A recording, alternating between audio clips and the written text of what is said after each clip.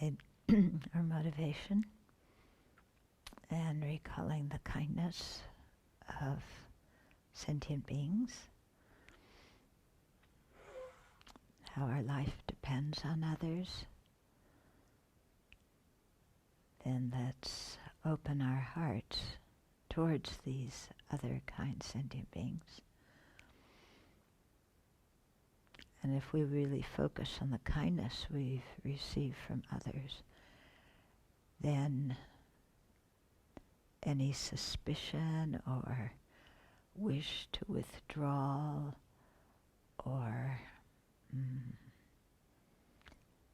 fear of others, all of that kind of uneasiness or insecurity or feelings of alienation, all of that vanishes because we see that we've had a very deep connection with each another sentient being for many, many lifetimes, and that they've all been very kind to us in those previous lifetimes, and especially the ones on this planet who help us stay alive this lifetime. Their kindness is immense.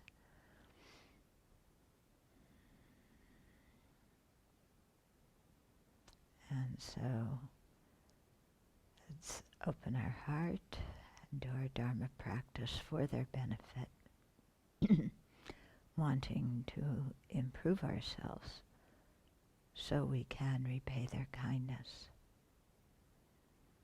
in a spiritual way, leading them on the path.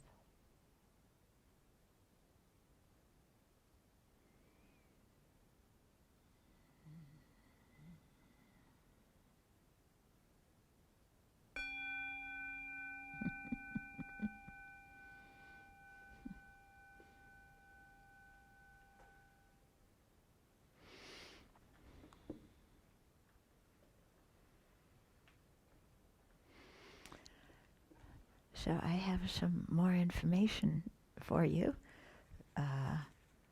from yesterday.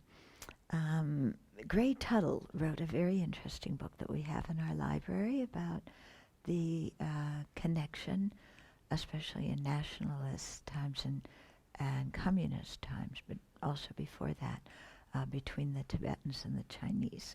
So quite interesting to read. Anyway, Venerable Ninghai was with the Chinese Buddhist Association, and so that protected him to some extent. And Venerable Fatsun, at age 64, during the Cultural Revolution, they sent him out to do physical labor. At age 64, he lived many more years after that. He was finally cleared of charges maybe 6 or 8 years after they sent him out to do hard labor, but he had bad health until the end of his life. On another website I found, it had both the biographies of Venerable Ninghai and Venerable Fatsun until like 1950, and then the biography stopped. So I was wondering if those were communist China websites, and they didn't want to put what actually happened to them on the web. Then about the Abbey Dharma. Okay. So there's, because the question, well, before the Abbey Dharma, but the question comes in, if there's only like 100 sutras in the Tibetan canon that don't have the word Mahayana, then how did all the material that's in common with the Pali Sutras, which forms the basis for the first two capacity beings practice in the Lam Rim, how did all of that come in? Yeah, because when you read the Lam Rim, and the points it makes for the initial and intermediate capacity practitioners, and then you read the Pali scriptures, it's like, well, this says the same thing. Yeah, so if there's only 100 sutras, how did all this information come in? Okay, so through a variety of ways, through those sutras, but also Vasubandhu wrote several texts in which he, quoted I can't say the Pali Sutras because he was probably working with the Sanskrit version, maybe from the Sravasti sutras, one of the other 18 schools. And so, but, the sutra is pretty much the same. And so, through his texts, which had all these quotations, then that material came into Tibet. And also there's a commentary on the Abhidharmakosha by Samanta Deva, and he also, it also contains many, many practices from the early sutras, probably again from the Sravastivada canon. Okay, and then also many of the Mahayana sutras cover the same information, which we'll get to as we see the similarities in much of the practice, that, it just, the information's found in the early sutras, and then it's repeated again in the Mahayana sutras. Okay, then the monk, his name was Mogaliputra, the one that wrote the seventh text,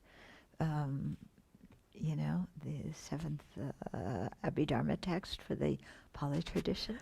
Then the modern scholars more or less do think that the Pali Abhidharma was composed over many centuries after the Buddha lived and was incorporated later. Yeah, so either of the two previous views, that one that the Buddha spoke it in the Pure Land and told it to Shariputra, or the other one that it was written by arhats, very soon after.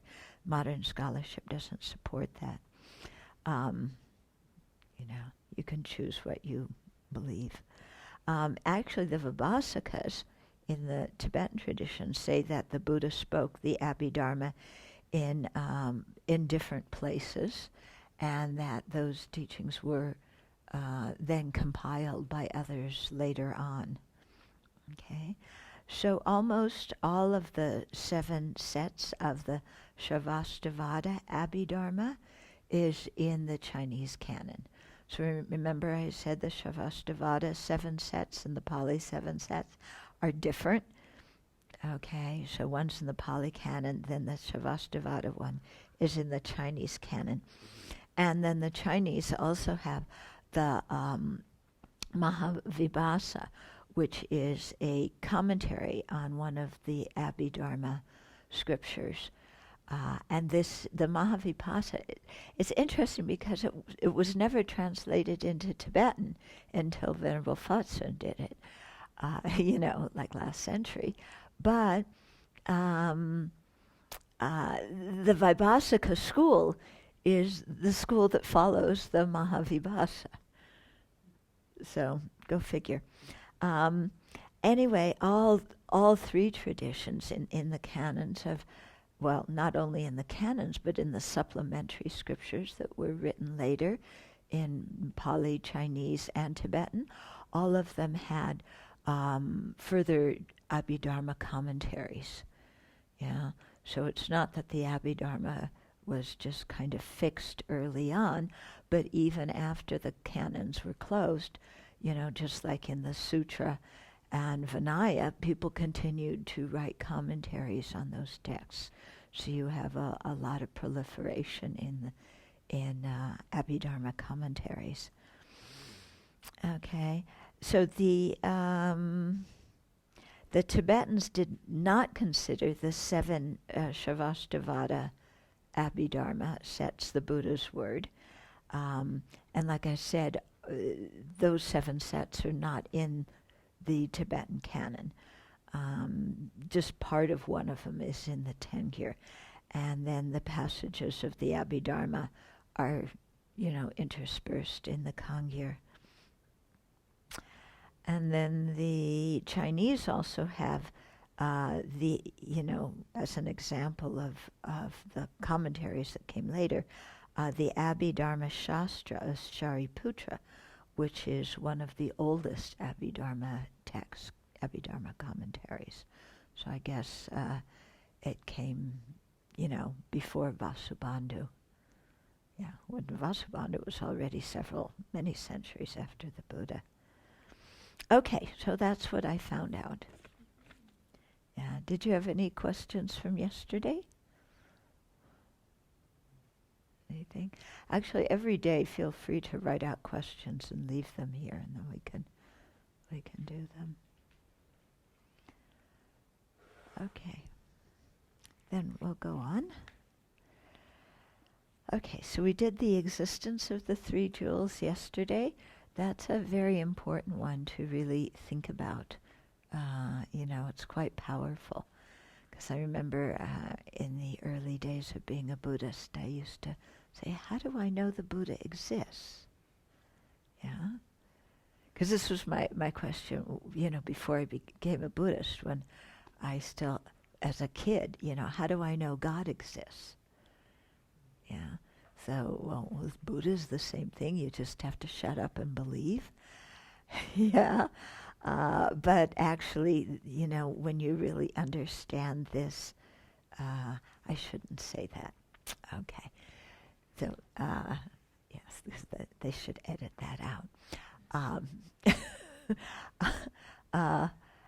It isn't like in theistic religions where they say God is a mystery and don't ask too much, just accept. Okay, so here we're able to challenge and really investigate. And so that whole argument that Nagarjuna had, if you understand it, it really proves through reasoning how the Buddha, Dharma, and Sangha exist. Of course, it takes a lot of contemplation to understand the argument that he's making, because it goes through many, many steps, and it depends on understanding the correct view of emptiness, which, as we know, is not completely an easy thing to do. Okay. So now we'll go into the section called the Tathagata's qualities. So learning about the qualities of the three jewels, and especially the Buddha, increases our confidence in their ability to guide us from the dangers of samsara. Both the Pali and Sanskrit traditions extensively praise the Tathagata's qualities by expressing his 4 types of fearlessness, 10 powers, and 18 unshared qualities. Okay, so sometimes when we talk to our Theravada friends, they say, oh, we have very different ideas of the Buddha. Mahayana has made it into a god. The Buddha has become a god. Yeah, and we don't see the Buddha like that, with all that kind of projection and superstition. He's just a human being. Okay? But when you read these qualities, which, the 4 fearlessnesses and the 10 powers come straight out of the Pali Canon. Yeah. Yeah. The 18 unshared qualities, well, how a Buddha is different than a regular arhat, comes from a later commentary, so that's a later text. But these first 2 sets, right out of the Pali Canon, and you see, wow, both traditions see the Buddha exactly the same in these respects. And when you look at a lot of these qualities, they're very human qualities, but extended to the utmost capacity. Yeah. So I don't think we need to, I don't totally understand when they say that Mahayana made the Buddha into a god. Yeah, it could be because many people pray to the Buddha, but they do that in the Theravada tradition, in the Pali tradition also, and in the Sanskrit tradition. In the Sanskrit, in the Mahayana Sutras anyway, the Buddha is depicted in a pure realm surrounded by bodhisattvas. But is that much different than, being on the earth surrounded by arhats and disciples? I mean, especially if those disciples are very spiritually advanced, and then, they say, but then the Prajnaparamita Sutras were spoken at Rajgir, and there's no way, all these thousands of people who supposedly attended could fit on that very small space in Rajgir. So His Holiness said, yeah, that's completely right. But a lot of these were bodhisattvas who had special powers, so they were sitting in space around, plenty of room in unconditioned space, for them to sit. And then somebody could go, but that's super normal. But in the Pali Canon, when it talks, some of the sutras and commentaries, it talks about the iddhi, the super knowledges, okay? And these super knowledges, one of them is the ability to fly through space, or to make your body appear and disappear, or to go underwater, or to walk on water, So many of these same things are said to come out of deep states of samadhi. So if these bodhisattvas had that kind of concentration, why wouldn't they be able to sit in the space and listen to the Buddha's teachings?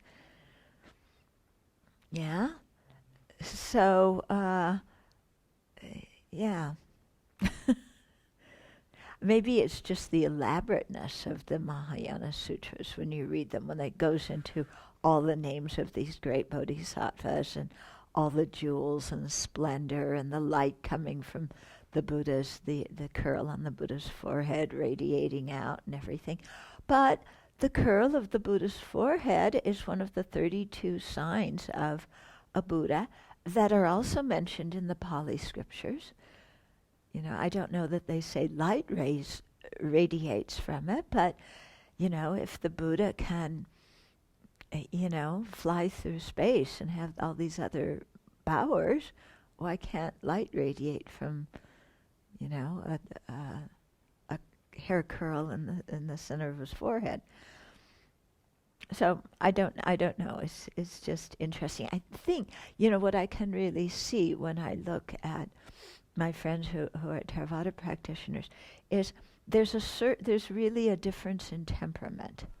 There's a difference in temperament of people who kind of want more certainty that this is the way it is, and more focused on details of external behavior and so on, like that, So, the Buddha taught the Dharma for everybody, didn't he? Because we all have different temperaments.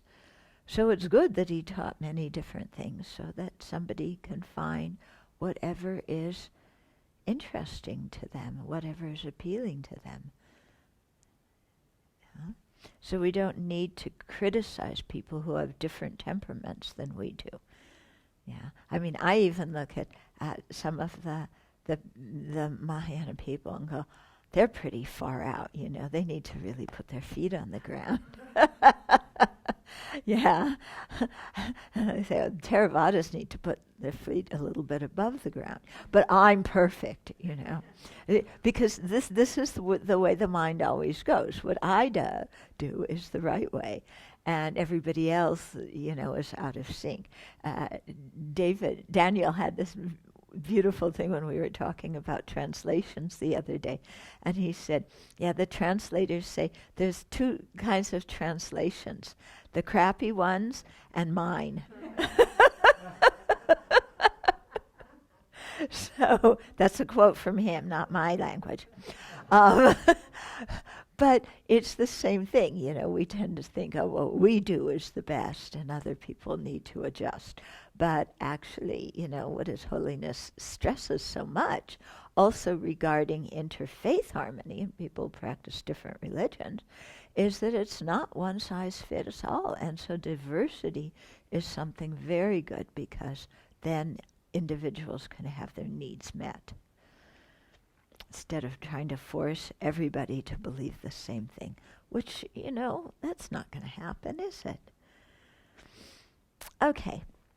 So Chandrakirti quotes in his Madhyamikavatara a passage that's also found in the Pali Canon. So he probably got it from the Sravasti canon, but it's also in the Pali, describing the 4 kinds of self-confidence, or the 4 types of fearlessness of the Tathagatha, that enable him to roar his lion's roar in the assemblies. Okay, so they always talk about the Buddha and his lion's roar. Yeah, so, when the lion in the forest roars, everybody else is quiet, because they can't compare. Yeah, so in the same way, when there's an assembly of different ascetics from different traditions, and the Buddha speaks, all of them see that what the Buddha said is correct, and they remain silent. Okay? So these 4 kinds of self-confidence or fearlessness. So the Buddha sees no ground on which any recluse, Brahmin, God, or anyone else could accuse him of, first, claiming to be fully awakened, although he is not fully awakened to certain things. Okay, so they can't claim him of being a hypocrite, saying he's fully awakened when actually he isn't. Okay. 2, claiming to have destroyed all the pollutants that he has not destroyed. So again, they can't accuse him of saying that he's destroyed all the obstacles, when in reality he hasn't. Okay. 3, calling things obstructions that are not obstructions. So they can't accuse him of not knowing what the obstructions, the obscurations to liberation, to nirvana are, and instead declaring things that aren't obscurations as things you have to eliminate. And 4, teaching a dharma that does not lead someone who practices it to complete destruction of dukkha. So they can't accuse him of teaching a false dharma, saying that it leads to the destruction of true dukkha and true origin, but in fact it doesn't. Okay? So because the Buddha is fully confident in his abandonments and his realizations, then he can speak about these 4 topics very clearly amongst others, and no one can accuse him of not knowing what he's talking about. Okay. So these 4 enable the Tathagata to teach the Dharma with perfect self-confidence, free from all self-doubt, because he is fully awakened regarding all aspects. He has destroyed all pollutants. He has correctly identified obstructions on the path, and he does give teachings that lead those who practice them to nirvana. Okay? So when we understand this about the Buddha, it gives us more confidence in his ability to guide us, because we feel that he can describe the path to us that he himself has actualized. So again, it's not something that was invented last week and an ad put in the New Age journal this week. It's something that he experienced himself and then described. Yeah. So it's very important, to remember the Buddha did not create the path to awakening. The Buddha did not create samsara. Yeah. All these things exist due to their own causes and conditions. the Buddha's brilliance was that he knew those causes and conditions, and he described them to us. What causes samsara and what ceases samsara. Okay? So, so this is a very big difference between a fully awakened one and God. Yeah? Because God created human beings. Yeah? And God created everything. So God created the path you have to practice. He must have created all of our negativities too, because he created everything, or created the possibility for our negativities. God is omnipotent. He can make anything happen. So, why doesn't he make us all happy and stop the horrendous suffering in this world? Yeah. Whereas in Buddhism, the Buddha is not omnipotent. The Buddha cannot do everything.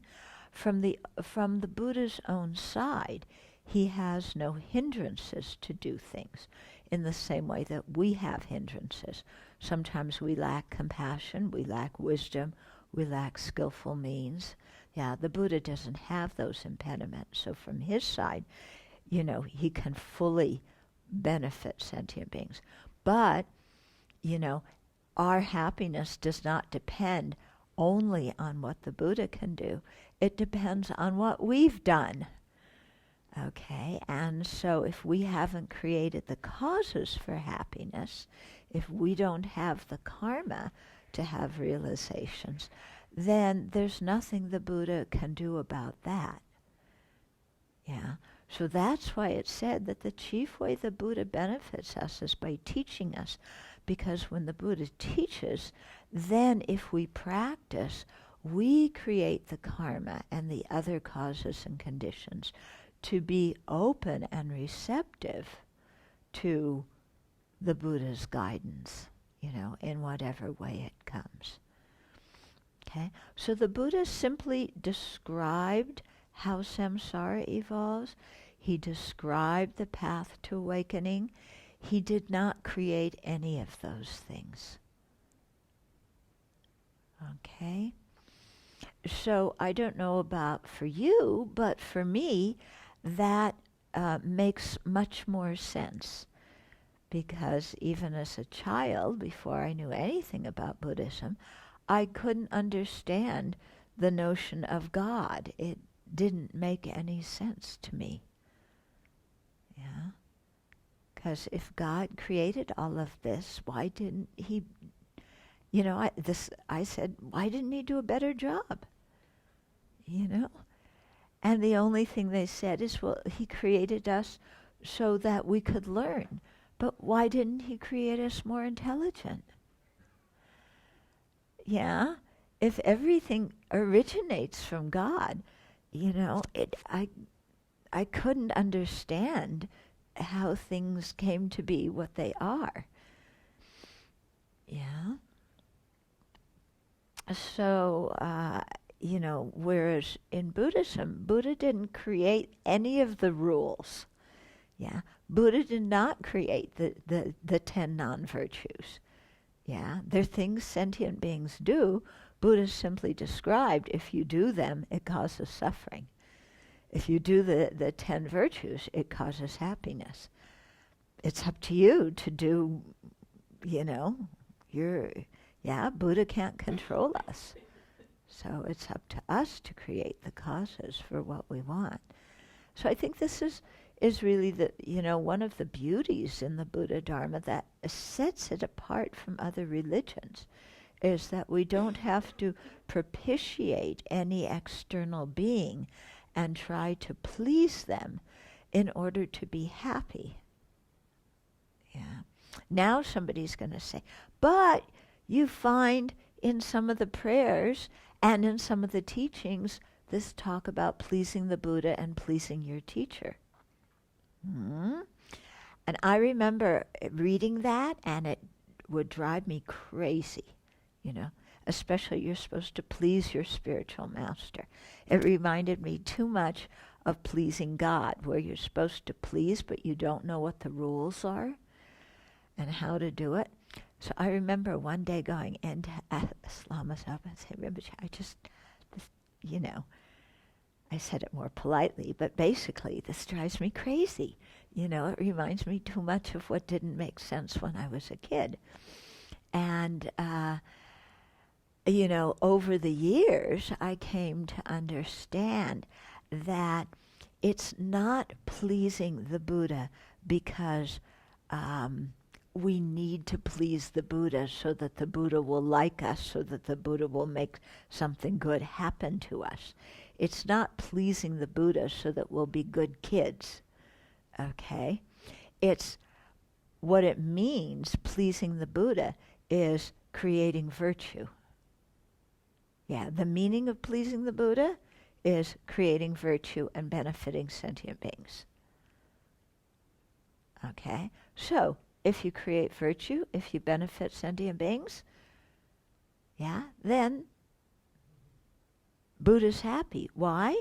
Because Buddha sees that we're creating the causes of happiness for ourselves and others.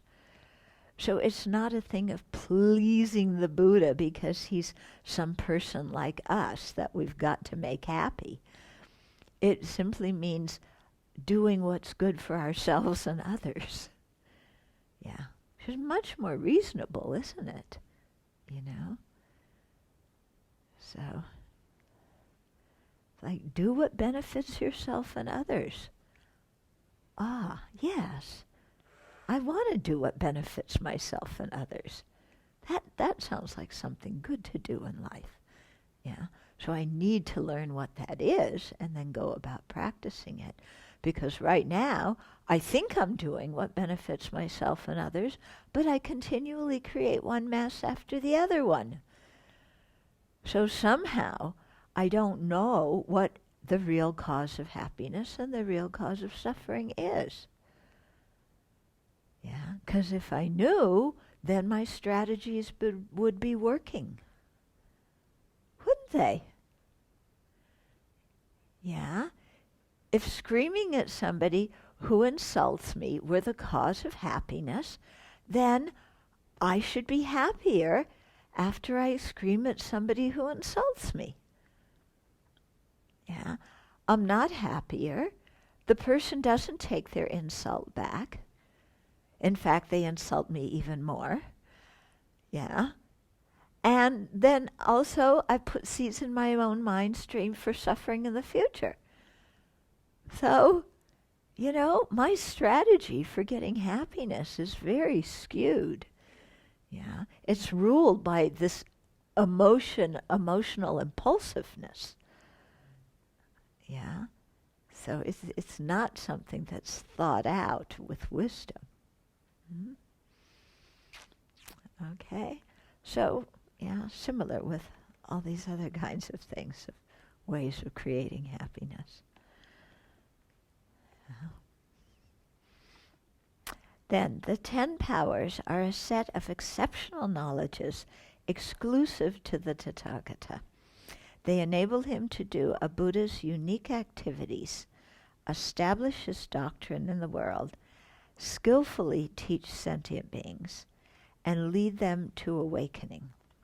So it's good when you do some meditation on these, first think of these different benefits of having the 10 powers, why the Buddha wanted to actualize them, what they enable the Buddha to do, and how those qualities enable the Buddha to establish his doctrine in the world, skillfully teach sentient beings, and lead them to awakening, and to do his unique activities.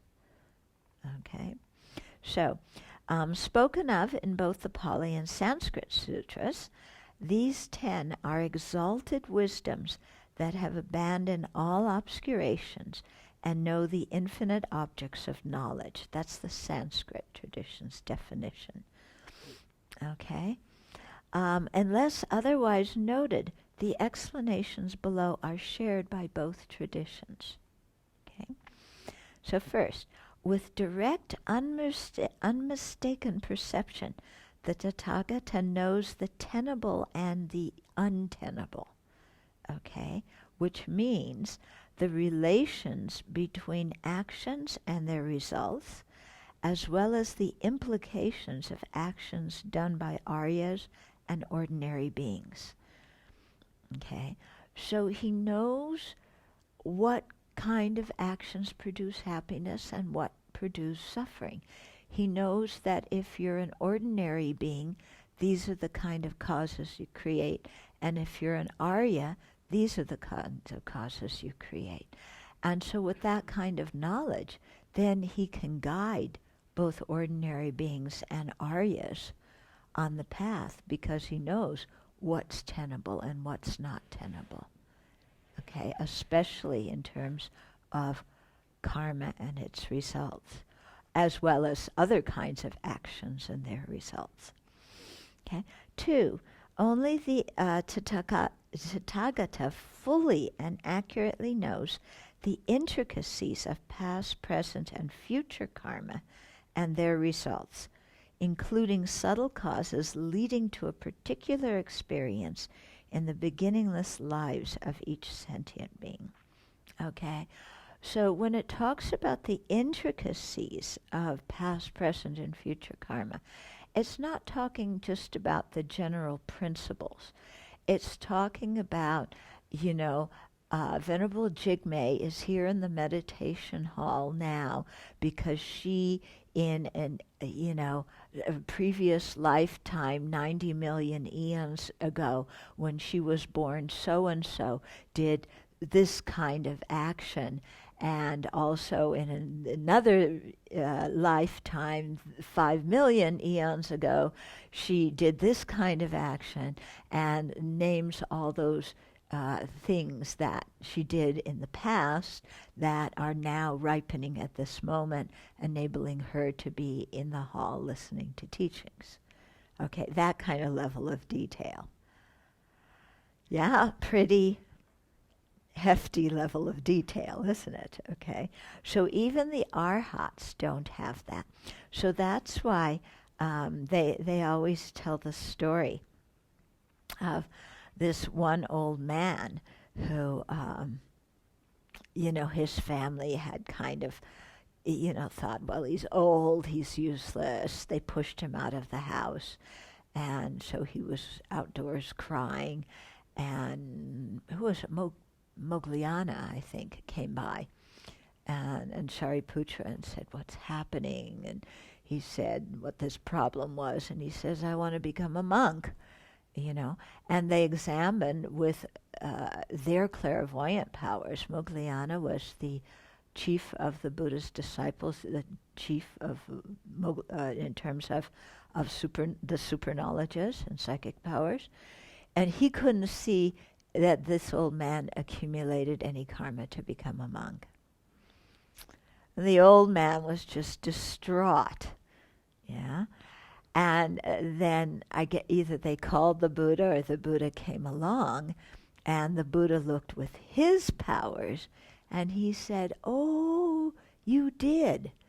One lifetime, however many eons ago, you are a fly on top of a piece of cow dung in a moat where the water flowed and circumambulated a stupa. So you created the virtue of being in contact with this holy object, and, as a fly floating on the cow dung. And that now gives you the complete karma for being able to ordain. Okay? So only the Buddha could see that. Interesting story, isn't it? Yeah, it is reassuring. I often felt like, I was probably a flea in my teacher's Shemdab when he was doing retreat, and, just out of compassion, he would say all these mantras and blow them on the fleas. Yeah, so, okay. Then 3, The Tathagata knows the various destinations of ordinary beings, the samsaric realms, and the path leading to rebirth there. He also knows the destination of the Aryas of the three vehicles, nirvana, and the paths leading to that. Okay, so he knows the various destinations. What are the samsaric realms like? Yeah? What are they like? What are the paths of karma that lead you to be born in an unfortunate samsaric realm or in a fortunate one? Yeah? What the destination of the Aryas, nirvana, what are the causes to, be able to attain nirvana? How do you develop that kind of wisdom? How does that wisdom eliminate the obscurations? Okay, so he knows all of that. Okay, 4, he fully understands the world and the various elements that compose it. The 18 constituents, 6 elements, external and internal sources, 12 links of dependent arising, 22 faculties, and so on, with wisdom seeing them as impermanent, conditioned, and dependent processes. Okay, so all these are different categories, how in the scriptures the Buddha subdivided impermanent phenomena. So one way was into the 5 aggregates, another way was into these 18 constituents, where you have the 6 types of perception, or 5 sense perception and mental perception. And for each of them, you have an object, you have a sense power, and you have a consciousness. So 3 times 6 equals 18. Okay, the 6 elements, so we went through that in Nagarjuna. External and internal sources, the ayatanas. So this is like the 18, but here the faculties and consciousnesses are kind of put together. Yeah. Well, not exactly put together. You have the 6 objects, 5 sense objects and the mental object, and then the 5 sense organs and the mental sense organ. But the mental sense organ is all the various types of consciousnesses. So that's how you get all 12. 12. Okay, then the 12 links of dependent arising, 22 faculties. There's a list with the footnote. Okay, and so knows what all these are, how they function and relate to one another, and that they're all impermanent, the nature, unsatisfactory in nature, and are not a self. Yeah, and are dependent processes. Okay? Then 5, he knows the different inclinations of beings, their spiritual aims, and the vehicles they are attracted to. This enables him to teach the Dharma according to their individual faculties, abilities, and aspirations. Okay, so this is what we were talking about. We said that sentient beings have different dispositions, tendencies, inclinations, all this kind of thing. And so it determines, what kind of teaching, or path, or the goal, what kind of spiritual goal that somebody's seeking is determined by these kind of tendencies and dispositions. Okay? So somebody can definitely change their tendencies and dispositions. Yeah? But it enables the Buddha to guide everybody accurately. Then 6, he knows the strength of each being's faculties of faith, effort, mindfulness, concentration, and wisdom, and teaches each being accordingly. Okay? So these are different faculties that are very important on the path. If you have strong faith or weak faith, strong effort, little effort, strong mindfulness, weak mindfulness, same with concentration, same with wisdom, So because the Buddha knows what these kinds of faculties in sentient beings are, who is stronger in which kind of faculty, who is weaker in which kind of faculty, then he knows how to address the needs of these different kinds of beings when he teaches. Yeah, it's like when you're a school teacher and you have 30 kids in your class. In the good old days when you only had too many and the too many was 30 and not 45 like it is now. But, each child is an individual, and you have to know what each child is good at, what each kid likes, what each kid hesitates about, so that you can somehow, teach each kid, And this is some of the problem when classes are too big, is that then the teacher doesn't have the time or energy to give that kind of personal attention. And it really takes a lot of reflection and experimentation, at least when you're an ordinary being and a school teacher, to figure this out. The Buddha kind of knows it through his omniscient mind and acts accordingly. Then 7, because the Buddha has mastered the jhanas, or the dhyanas, those 4 levels of form realm concentration, the 8 meditative liberations, which we'll get into later, the 9 meditative absorptions also comes later. He knows the defilements, cleansing, and emergence, regarding them. So defilements are the impediments hindering a meditator from entering a meditative absorption or having entered one, the hindrances that make it deteriorate. So that's useful to know, isn't it? Yeah. Cleansing is the method for removing that kind of impediment. And emergence is the way to come out of the state of meditative absorption after having entered it. In other words, the Buddha has perfected all the various states of meditative absorption, how to enter them, how to stay into them, how to come out of them, what to do in the break time. All of this is something that he's perfected in his own practice, as well as how to go from one meditative absorption to the other. When you're in the first concentration, how do you bump yourself up to the second one? How do you go to the third one? And then different practices that come later on when somebody's really expert.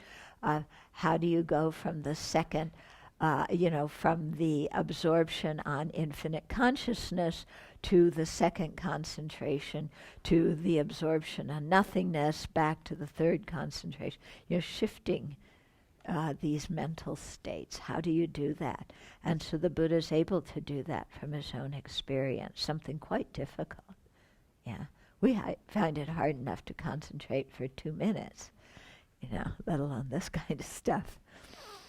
He is able to guide others to attain these meditative states without their becoming attached to the bliss of concentration, and urge them to continue practicing the path to nirvana.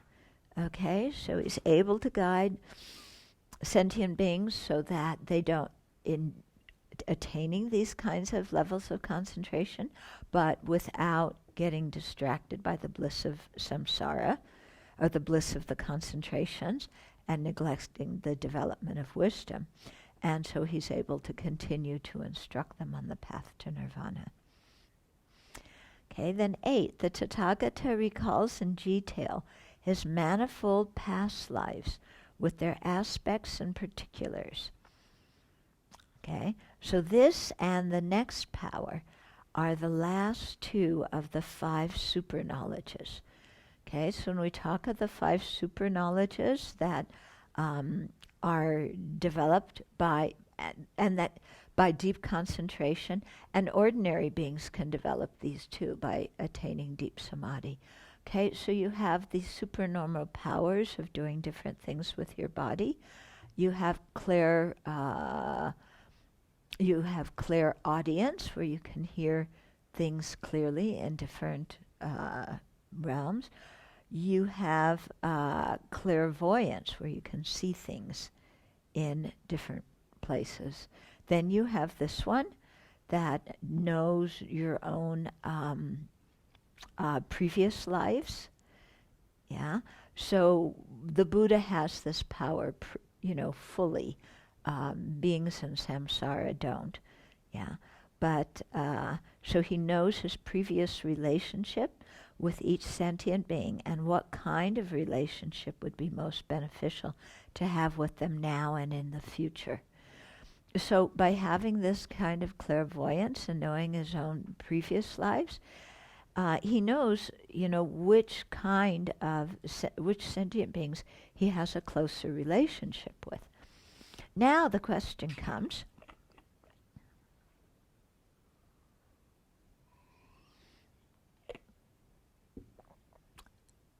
doesn't the Buddha have equanimity?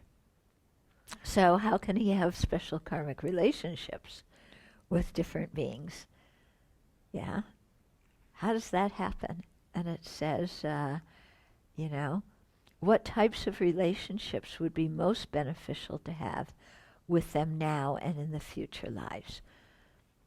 So doesn't Buddha have equanimity? Yeah. Well, yes, the Buddha has equanimity. So from the Buddha's side, he doesn't discriminate favors. Okay.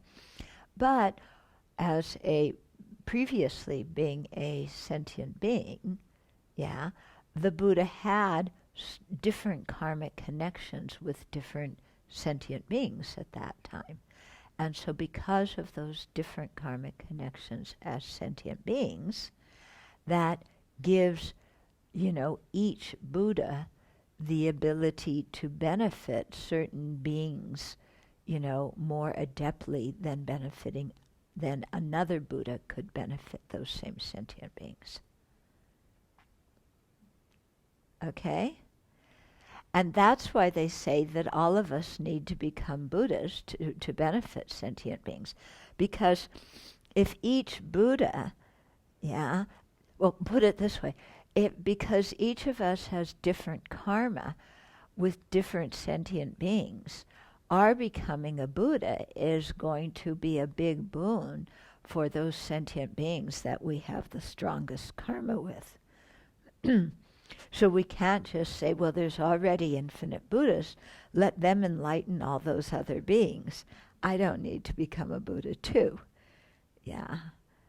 No, because the happiness of many sentient beings depends on us because of the karmic connections we have now.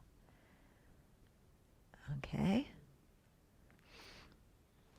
So I remember, I watch my teachers sometimes, and I watch how they create karmic connections with different living beings.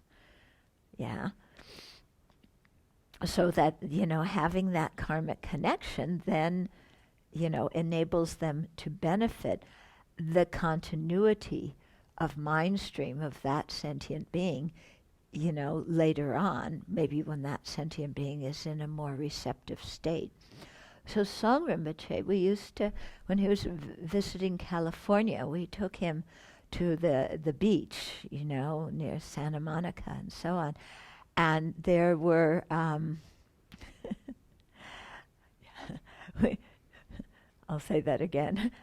We took him to the beach near Santa Monica, and other beaches in Southern California. And there would be, anemones, sea anemones, and he would take his mala and put it like in the opening of the sea anemone, and so that trigger it to, close. Yeah. And so he was that was his way of blessing and making a karma connection with those sea anemones. Okay. That's why they say it's good when you're outdoors to say mantra outdoors, or if you have pets or whatever, to say mantras and read your prayers out loud, because it puts a good imprint on that animal's mind stream, and you're establishing a karmic connection with those different beings. Okay? So, you see Zopa Rinpoche, he'll be going somewhere, there's a roadkill, he'll stop and do something. Most of my teachers, when they're going somewhere, they will stop and talk to whoever wants to talk to them, because it's some way of making a karmic connection, even for a few minutes, that then, later on you can really use to be of great benefit to that being. Okay. Okay. So that's one of the last 5 super knowledges. And then number 9, with the divine eye.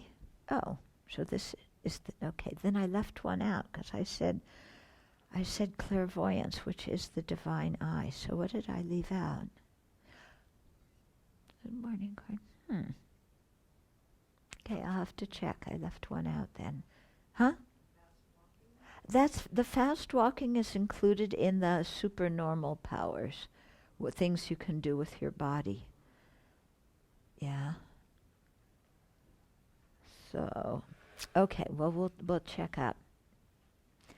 So it's probably later in the book. With the divine eye, he sees beings dying and being born according to their karma. Knowing this, he does what is most beneficial to guide each being on the path to awakening. Okay, so seeing them dying and being reborn according to their karma. Yeah, so I think having that, these last 2 powers must be really something, I mean, to see all your previous rebirths would be horrifying. To see sentient beings dying and being reborn would be so, heart-wrenching. Anybody find it yet? Page 98. Let's see. Oh yes, the superpowers, divine ear, understanding the mind of others. That's the one we forgot. Recollection of past lives, and then with the divine eye, seeing them dying and reappearing. Okay, so understanding the mind of others is the one we forgot. Okay. Okay, then the 10th is realizing with direct knowledge the Tathagatha here and now enters upon and abides in the unpolluted liberation of mind and liberation by wisdom, and knows that all defilements have been eradicated. He also knows, that statement, by the way, is one of the stock phrases in the canon, in the early sutras. It's the, when somebody has attained awakening, this is what they say. This is, the statement they make. He also knows, so I should explain that the liberation of mind means very deep states of concentration and the flexibility of going back and forth in them. And the liberation by wisdom means the wisdom that knows the nature of reality. Okay. And also knows that all defilements have been eradicated. So the state of mind when okay, I've done, that's after that they say, I've done, completed the path, done what the holy life was meant to do. Yeah, I will not return anymore. That's what the Arhats say. The Buddhists say, I will return many times to benefit sentient beings. Okay, he also knows the level of realization and attainment of each being of the 3 vehicles. Okay, so even all these beings who have realizations are on the path. He knows what level they're at, and so can continue to guide them. And then these last three powers, okay, of knowing your previous life, seeing sentient beings dying and being reborn according to their karma, and knowledge that all the defilements have been eliminated. These are called the three higher knowledges that the Buddha gained while meditating during the night prior to his full awakening. Okay, so these three are, again, come in many, many sutras as the things that the Buddha realized in his last night. And then 10, we did that. Both the Pali tradition in later commentaries and the Sanskrit tradition in the Prajnaparamita Sutras describe the 18 qualities of a Buddha not shared by other arhats. Okay? So, again, these come in later Pali canon commentaries. So the people who say we're just going to rely on what the sutras say and no other commentaries, then they say, oh, this was influenced by the Sanskrit tradition. But let's face it, there was a lot of influence going on, among the 18 schools, even before the Mahayana became public, there was influence. And then when the Mahayana became public, it was influencing the 18 schools. The 18 schools were influencing it. There was a lot going on. We can't look at any tradition as some self-insulated thing. Yeah, and you can see this today too, can't you? How what's going on in different Buddhist traditions influence what we do here, and what we're doing influences what other people do. Okay, so let's start these 6 unshared behaviors. Okay, so 1, due to mindfulness and conscientiousness, a Buddha has no mistaken physical actions, whether he is walking, standing, sitting, or lying down. He acts in accordance with what he says, and his speech satisfies what each sentient being who is listening needs to understand in that moment. Okay? So when you're meditating on that, think of, how do mindfulness and conscientiousness contribute to perfecting your physical actions? Yeah, and if we develop more mindfulness and conscientiousness, how would it affect how we move our body when we're standing, walking, sitting, or lying down? It would affect it a lot, wouldn't it? Because we all sometimes get in a hurry, and it's like the energy around us is zoom, zoom, zoom, zoom. Yeah.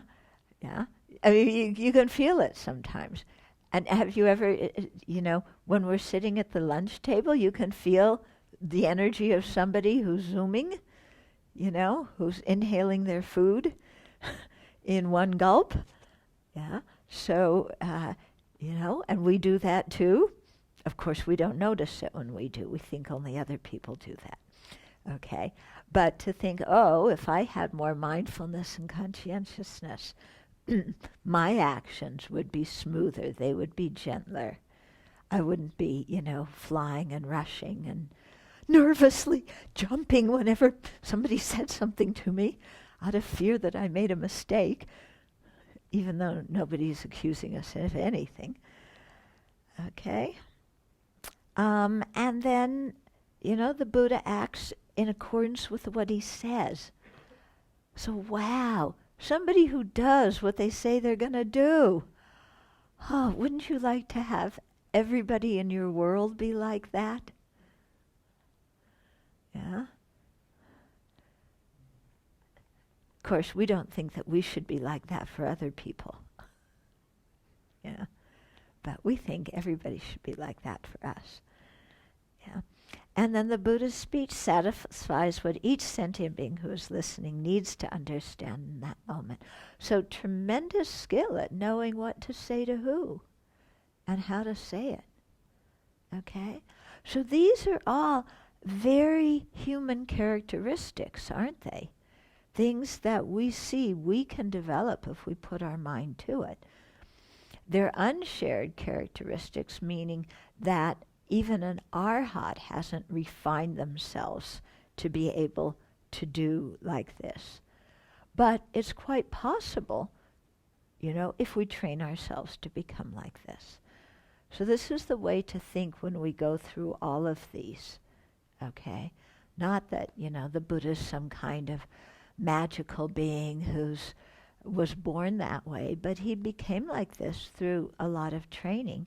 And, just think, what would it be like if we had mindfulness and conscientiousness and our physical actions in all positions were smooth and gentle and what was appropriate for the situation? Yeah, how would we affect other living beings? Yeah, especially people in families. Instead of walking into your family, throwing your stuff down, dropping on the sofa and saying, I'm exhausted, and the rest of the family scattering because, they don't know what's going to come after that. If, just your physical actions were mindful and gentle and kind, and you could walk into your family house and look at the people you love and say, I'm so happy to be here with you, and I love you, and what was your day like? And then not be so exhausted, so you could sit down and actually listen to what your children said. What a remarkable thing. Yeah. That would be nice, wouldn't it? Wouldn't that improve family life tremendously? Just this one characteristic? Yeah. Yeah, because people who have very rough, their body language is very rough, and they have a certain energy about them, we stay away, don't we? Yeah, it's like, that energy is too much for me. Okay, and then somebody, who acts in according to what he says.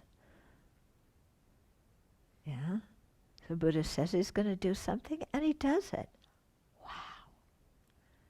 Yeah, we promise to do all sorts of things, and then we go to sleep.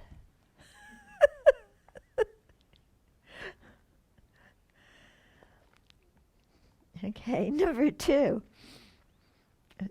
Always speaking appropriately, truthfully, and kindly. He is free from mistaken speech and idle chatter. A Buddha does not dispute with the world, nor does he complain about what others have done. Okay, I have a ways to go on this one. Okay, always speaking appropriately, truthfully, and kindly. He is free of mistaken speech and idle chatter. Now, what would that be like? First of all, to be with somebody who spoke like that, and second, to be that kind of person yourself. Yeah? If you always spoke appropriately, truthfully, and kindly, wouldn't that make your relationships with other beings a whole lot easier? Yeah, if we spoke with kindness instead of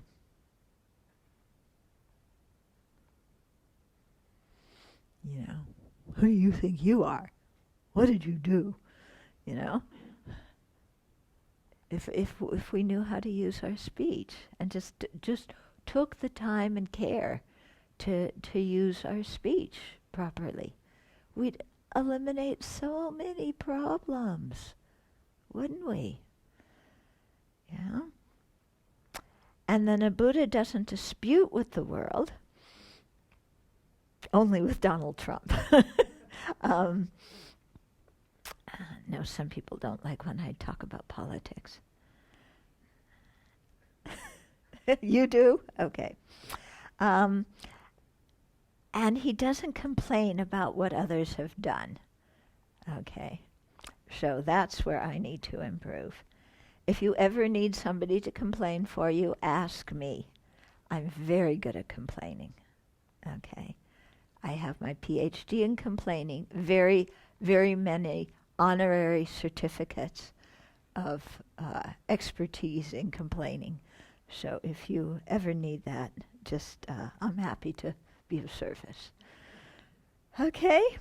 But then you stop and think, what would it be like to be a person who didn't complain about what others have done or what others haven't done? What would that be like? Yeah. And what would it be like to be with somebody who you know would never complain about you?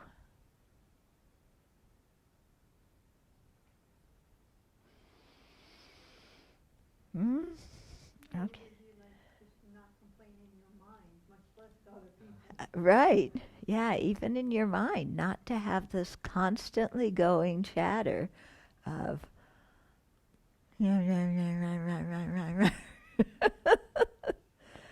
including complaining about ourselves.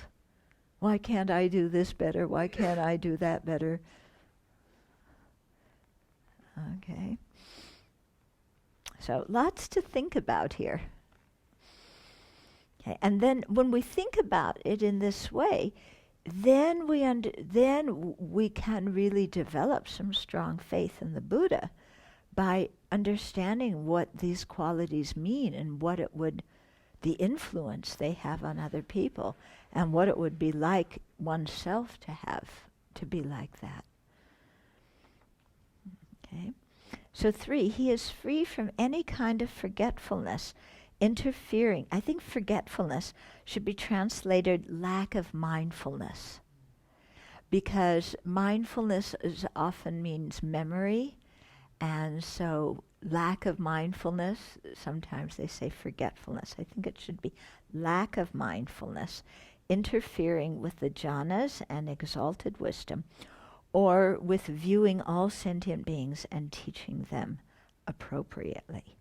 So it could be forgetfulness, also, if you forget how to teach sentient beings appropriately. So it could be forgetfulness or lack of mindfulness. Yeah. So again, what would it be like to have that quality? And what would it be like to be with somebody who had that quality?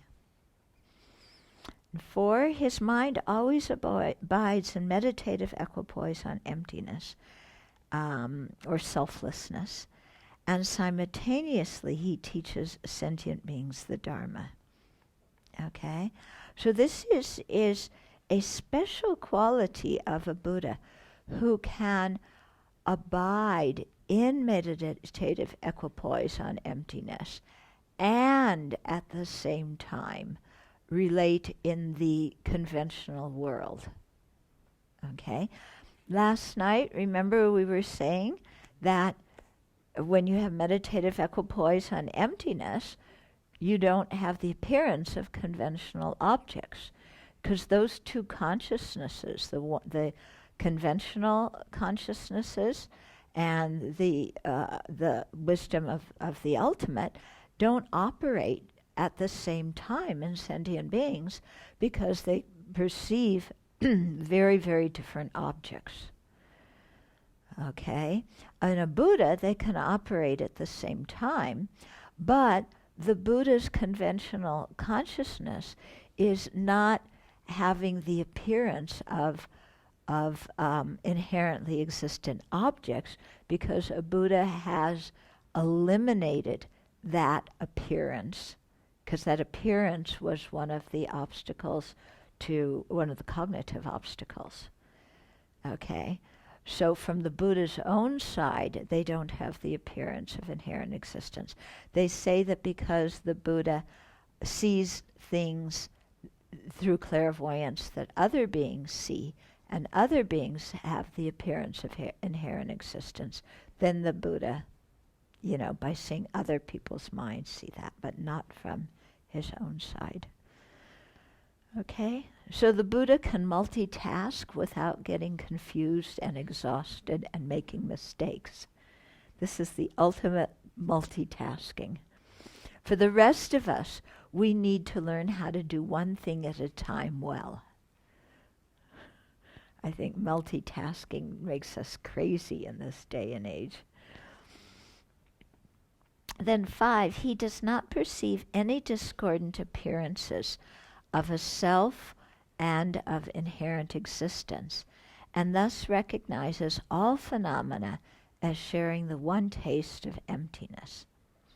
He also does not treat sentient beings with bias.